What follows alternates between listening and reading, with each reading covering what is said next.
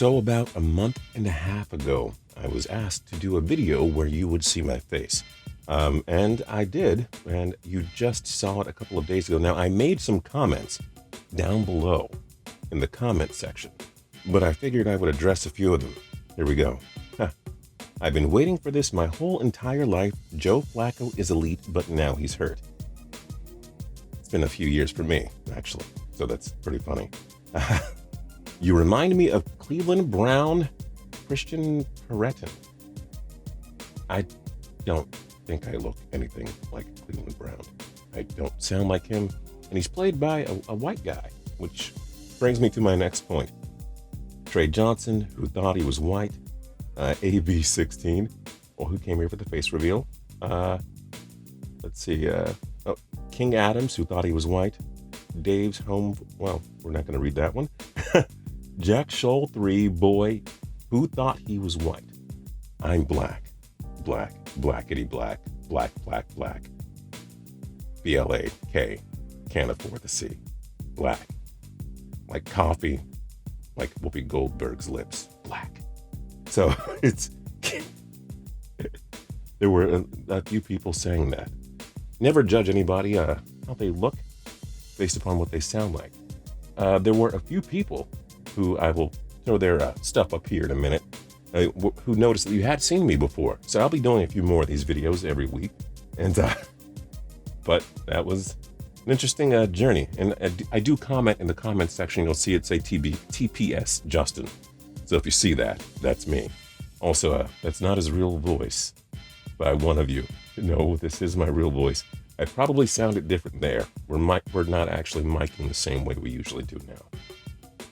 Plus, it's also never o'clock in the morning, which is when I do these videos. So, let's get started. Usually there's no problem being the sidekick. We all love Robin, Chewbacca, and George Costanza. However, in sports, especially in the NBA, there's been plenty of tension between leading men and sidekicks. Sometimes the teammates can put their differences aside for the team. Other times it can lead to some messy fights and even breakups. I'm Justin for Action, and today we look at 10 NBA superstars who were stuck in another star's shadow. Number 10, Rajon Rondo. In just his second season as a young point guard for the Boston Celtics, Rajon Rondo became teammates with future Hall of Famers Kevin Garnett and Ray Allen. With perennial All-Star Paul Pierce already on the team, Rondo was the starting point guard on one of the most talented teams ever. The wins and assists piled up for Rondo, who won one title with the group and developed into one of the NBA's best point guards in the late 2000s. Yet, as Rondo was developing into an elite player, the four-time All-Star in many fans' eyes was simply riding the coattails of his legendary teammates. Number 9, Tony Parker. A superstar who thrived in his role as Robin for most of his career, Tony Parker quietly etched a Hall of Fame resume as the sidekick to Tim Duncan. Parker has been a key cog in helping San Antonio become the best-run franchise of the millennium. Like Hall of Fame teammate David Robinson did late in his career, Parker deferred the starring role to Duncan, a once-in-a-generation player.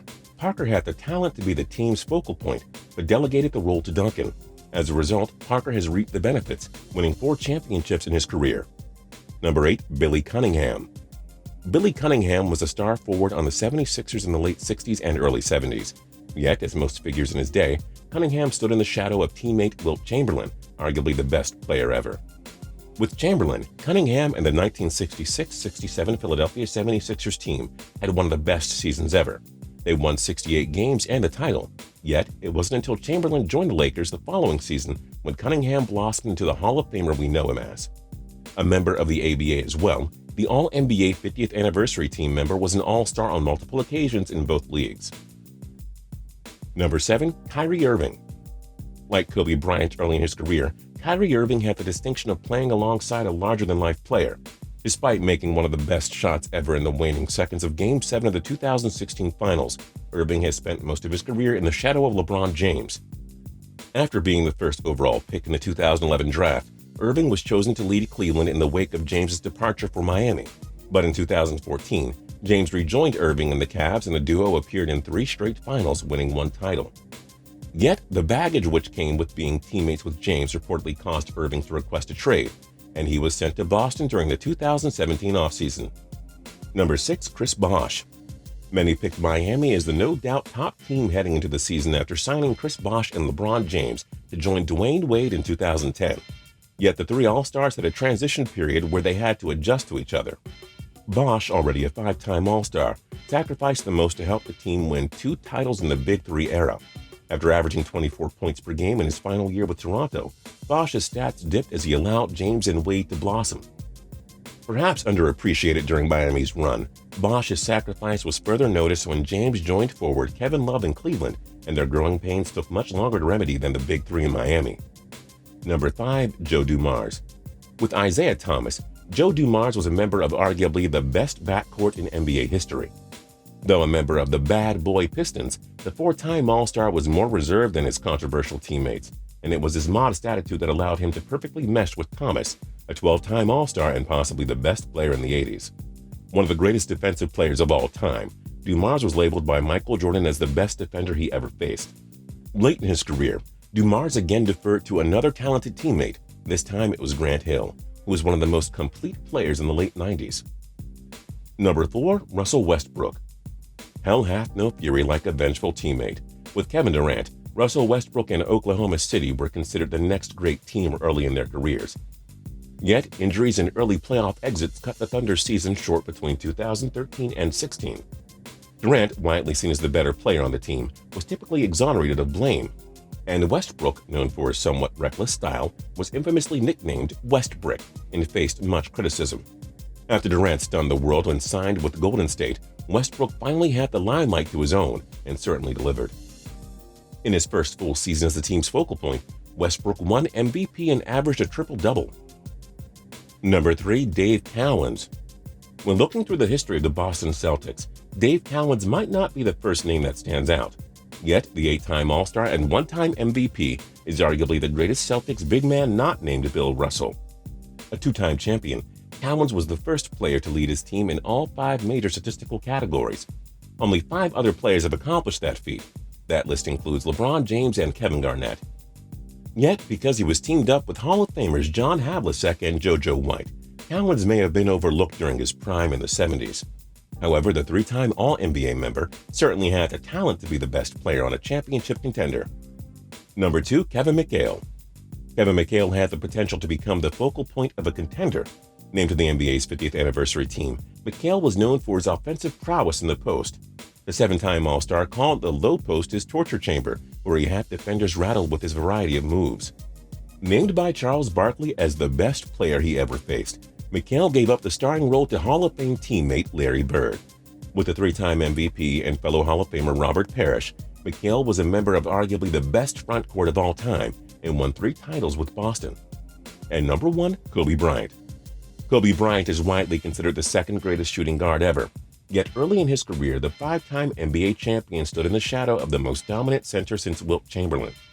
When Bryant was drafted by the Lakers, Los Angeles had brought in established All-Star Shaquille O'Neal in the same offseason. Though the duo won 3 titles together, O'Neal, with his 2000 MVP and 3 Finals MVP awards, was the no-question big dog of the team.